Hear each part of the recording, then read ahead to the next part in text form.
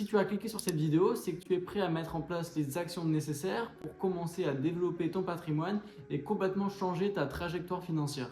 Alors je me suis demandé comment je pouvais expliquer facilement et simplement les différents effets de levier à activer pour développer un patrimoine qui ne cesse de croître année après année. Après avoir réfléchi et étudié plusieurs cas concrets, j'ai identifié les 4 principaux effets de levier qu'une personne ambitieuse doit activer pour réussir dans le futur.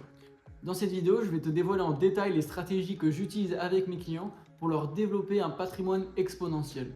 Mais avant de commencer, je m'appelle Doran Sounier, j'ai 22 ans et je suis conseiller en gestion de patrimoine spécialisé en conseil financier. J'ai commencé à partager sur mes réseaux sociaux des tips et astuces pour que la gestion de patrimoine ne soit plus réservée à une élite et pour pouvoir aider un maximum de personnes dans la gestion de leurs finances. J'espère que cette vidéo te plaira et si tu es passionné par les investissements ou tes finances personnelles, n'hésite pas à t'abonner pour ne rien manquer de mes prochaines vidéos. Mettre de l'argent de côté est un réflexe aussi ancien que l'humanité elle-même. Que ce soit pour faire face aux imprévus ou pour préparer l'avenir, l'épargne joue un rôle fondamental dans la gestion financière de chacun. 17%. En moyenne, 17% du salaire d'un Français est destiné à son épargne, souvent redirigé vers des livrets bancaires d'ailleurs.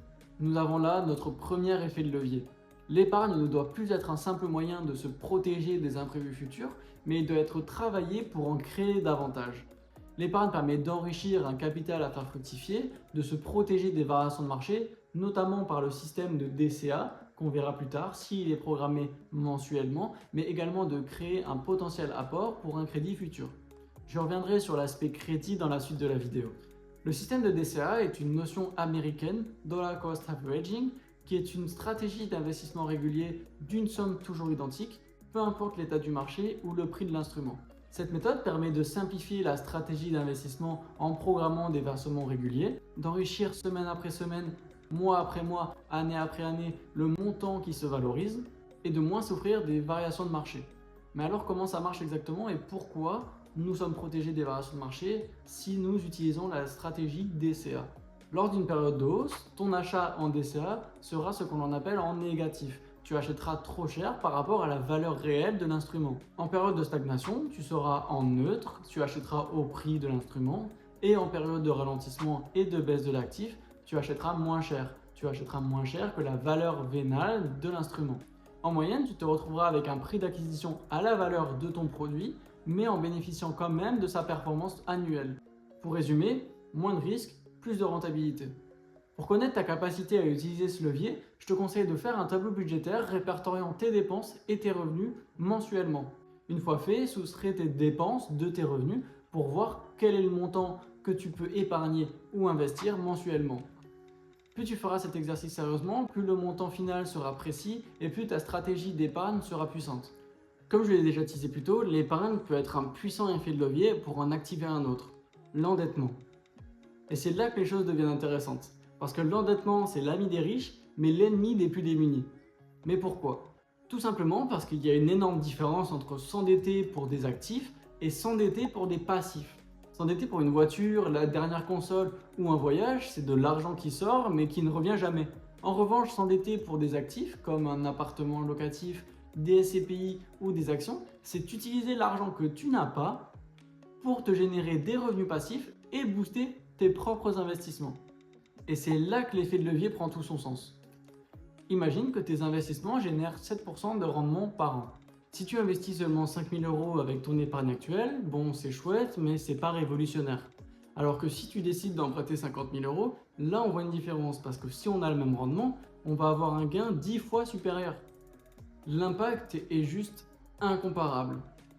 Prenons un exemple concret.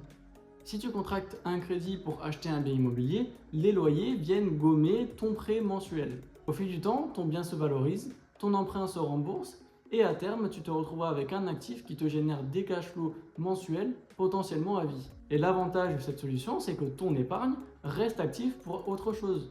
Par exemple, tu peux l'utiliser pour ta stratégie de DCA, l'investissement progressif, sur un autre investissement ou une autre classe d'actifs.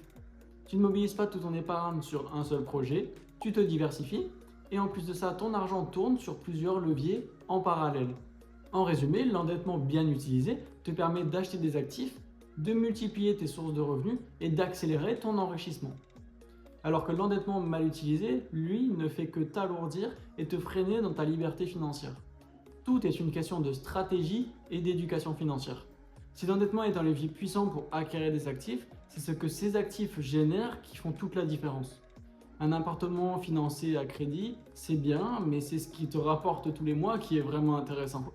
Et c'est là qu'intervient notre troisième effet de levier, les revenus locatifs. Parce qu'en plus de rembourser ton prêt, les loyers peuvent parfois te générer un excédent, un cash flow positif. Et cet excédent, c'est encore un revenu supplémentaire pour booster ta capacité à investir. Mais cela accélère également ta possibilité de liberté financière.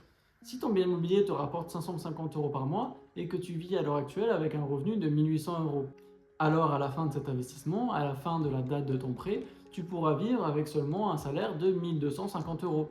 Autrement dit, tu gagnes en liberté. Mais ce n'est pas tout, parce que les revenus passifs changent ta relation avec l'argent. Ton revenu ne dépend plus uniquement du nombre d'heures que tu consacres à ton travail. Tu peux partir en vacances, dormir ou bien te consacrer à tes autres passions que ton argent rentre quand même. Ces revenus rentrent quand même dans ton portefeuille. Tu sécurises tes finances, moins de pression en cas d'imprévu, tes revenus ne dépendent plus à 100% de ton salaire et tu accélères ta création de richesse. Parce que cet argent, au lieu de le dépenser, tu pourrais le réinvestir encore et encore. Et c'est là que la boucle idéale se met en place. Tes investissements financent de nouveaux investissements et ton patrimoine croît de plus en plus, exponentiellement. Je pourrais te parler de la retraite anticipée, de la possibilité de réduire ton temps de travail, de te consacrer à d'autres passions, mais tu as compris l'essentiel. Les revenus locatifs, ce n'est pas qu'un simple complément de revenus. C'est un véritable outil pour changer ta vie. Pour couronner le tout, il nous reste un dernier effet de levier à activer pour encore décupler la puissance de ton patrimoine, l'imposition. Je l'ai gardé pour la fin et ce n'est pas un hasard parce que cet effet de levier impacte directement les trois autres.